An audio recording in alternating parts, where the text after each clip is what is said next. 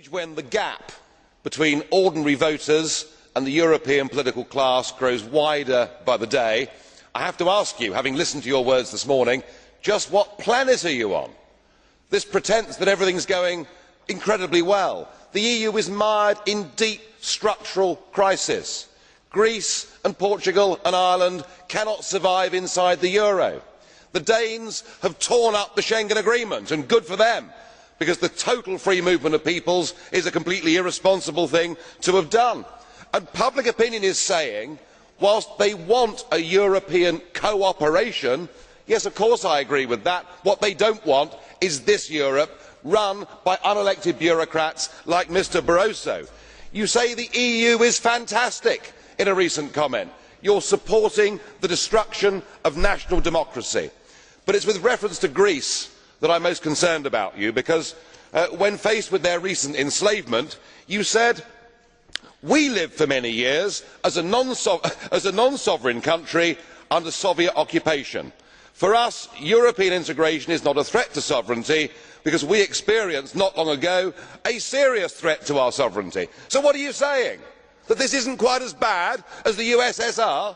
Is that really good enough for your people? And today you describe Greece's problems as trivial. I am sorry, there are hundreds of thousands of people out there on the streets of Greece fighting to get their democracy back. And it beggars belief that you and our President, Mr Buzek, can talk about the solidarity movement, can talk about Poland getting its democracy back 20 years ago, and yet here you are, surrendering the democracy and sovereignty of Poland to a failed European Union. Yes, sir, we all want a shared European cooperation for the future, but this most definitely is not the model. Thank you, Mr. Co-President. To answer with the blue card question, Mr. Goebbels, blue card question. Thank you, President. Mr. Farage is a little bit like a cockerel. You know, he's sitting on a heap of unmentionables and going cockle-doodle-doo. But apart from the criticism, what about suggestions do you have for the future of this continent then, Mr. Farage? Post 1945, there were some very sensible ideas put together, namely the Council of Europe. Let us have a Europe where we sit down together, where we have a free trade agreement, where we agree minimum standards on work, on the environment. We can do all of these things without a European Commission, without a European Parliament and without a European Court of Justice. We have done it in security terms with NATO. Yes, it will mean you will lose your job, Mr Barroso, but apart from that, why can't we do things as mature democracies? Yes, I want you sacked, Mr Schulz, as well. I want you all fired. We can do those things, and that is a positive way forward. By taking away from people their ability to govern themselves and transferring that power to the European Commission, we are headed for a Europe of rebellion and violence. Let us take the democratic route. Thank you, colleagues.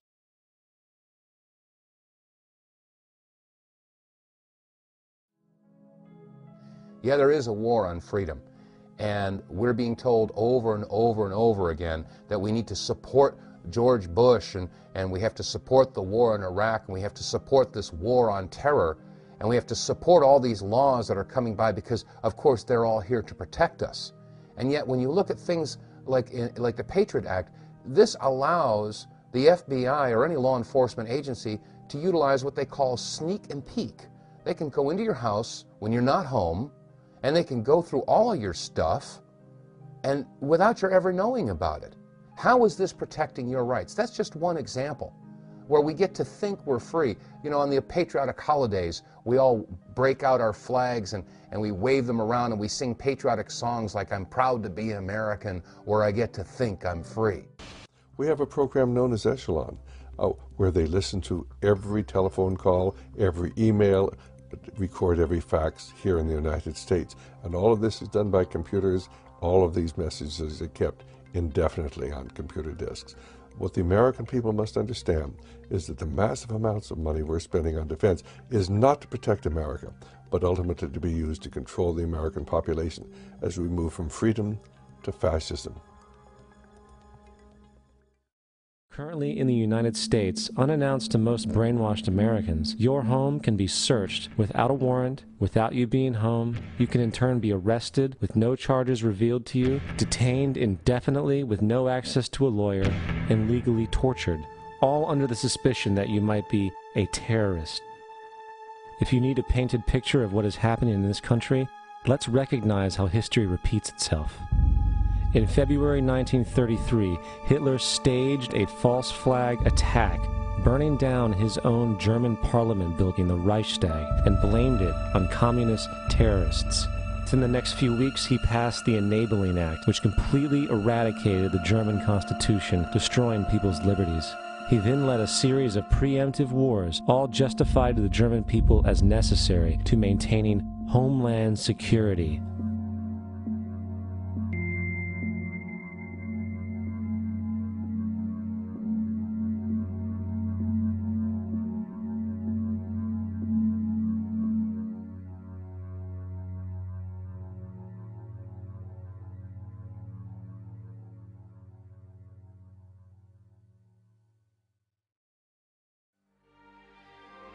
Did Hitler get elected on Monday and start throwing people into ovens on Friday?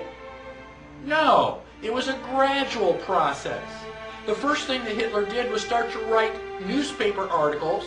Everything that was going wrong was the Jews' fault.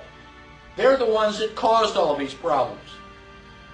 Did the Jews write their own newspaper articles and go, I disagree? So then the Jews had to wear the Star of David so we can tell who you are. Did they say, no, that's a violation of my privacy, I don't have to tell you? No, the Jews decided, well, it's a religious symbol. We love God. We should be proud to wear the Star of David.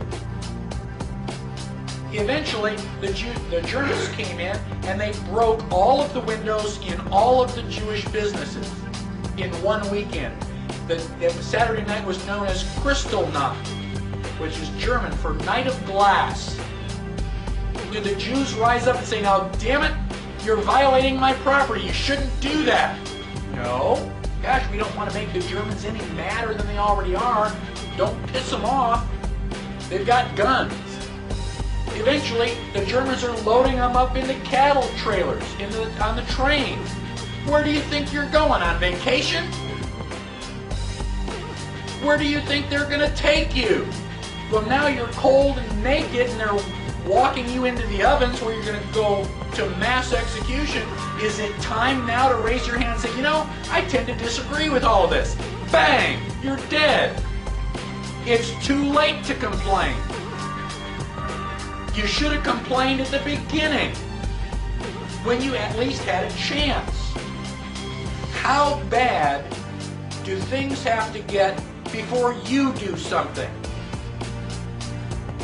Do they have to take away all your property? Do they have to license every activity that you want to engage in? Do they have to be throwing you on cattle cars before you start to say, now wait a minute, I don't think this is a good idea? How long is it going to be before you finally resist and say, no, I will not comply?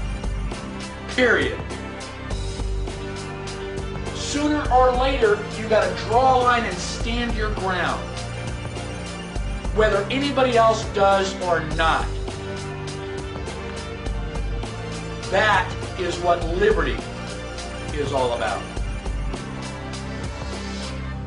This is the difference between the power of our Creator and anything else, particularly evil.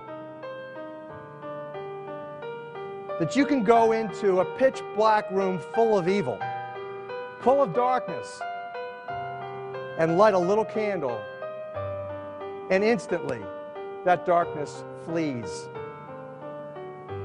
But you can't do the opposite. You can't go into a well-lit room full of truth and wisdom and righteousness and joy and health and harmony with the universal power. And you can't take any amount of darkness and go into that well-lit room and have any effect whatsoever.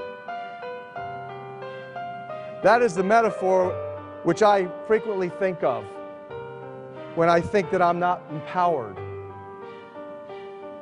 It is the greatest lesson for me, and I think for everybody else, to know that we're on the winning side and that we win in the end.